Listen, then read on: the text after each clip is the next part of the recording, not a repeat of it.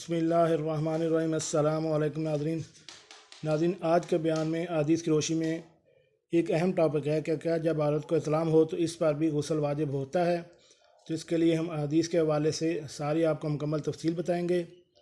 उम्मीद है आपको ये मालूमात बहुत अच्छी मालूम होगी। शुरू करते हैं आज की वीडियो शुरू करने से पहले मेरी आपसे रिक्वेस्ट है कि अगर आप मेरे इस चैनल पर नए हैं तो मेरे इस चैनल को सब्सक्राइब कर दें, साथ है बेल का आइकन का बटन भी प्रेस कर दें ताकि ऐसी मालूमाती वीडियो और दीनी मसाइल के हवाले से आपको बर वक्त मालूमात मुहैया की जा सकें। जी नाज़रीन, सही बुखारी की ये जिल्द नंबर 1 है और इसका सफ़ा नंबर है 301। उसमें इस बाब में दर्ज है कि इस बयान में कि जब औरत को एहतराम हो तो इस पर भी गुस्ल वाजिब है। हमसे अब्दुल्ला बिन यूसुफ ने बयान किया, उन्होंने कहा कि हमसे इमाम मालिक ने बयान किया, उन्होंने हशाम बिन अरवा के वास्ते से, उन्होंने अपने वालिद अरवा बिन ज़ुबैर से, वो ज़ैनब बिन अबी सलमा से, उन्होंने उम्मुल मोमिनीन उम्मे सलमा रज़ी अल्लाह तआला अन्हा से। आपने फरमाया कि उम्मे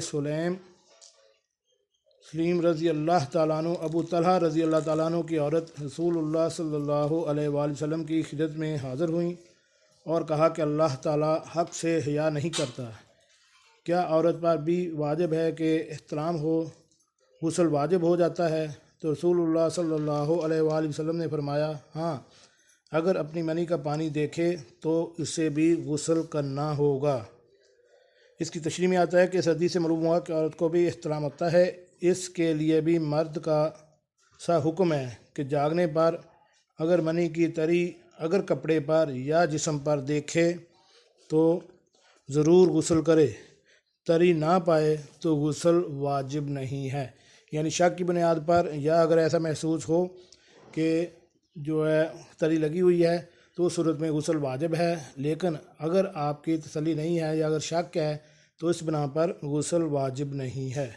इसलिए कोशिश करनी चाहिए कि इस हदीस को मद्देनज़र रखते हुए आइंदा से, अगर आपको इस बारे में नहीं मालूम तो आइंदा से आप गुस्ल लाजमी करें, क्योंकि ये वाजिब है और इसके बगैर बदन पाक नहीं होता।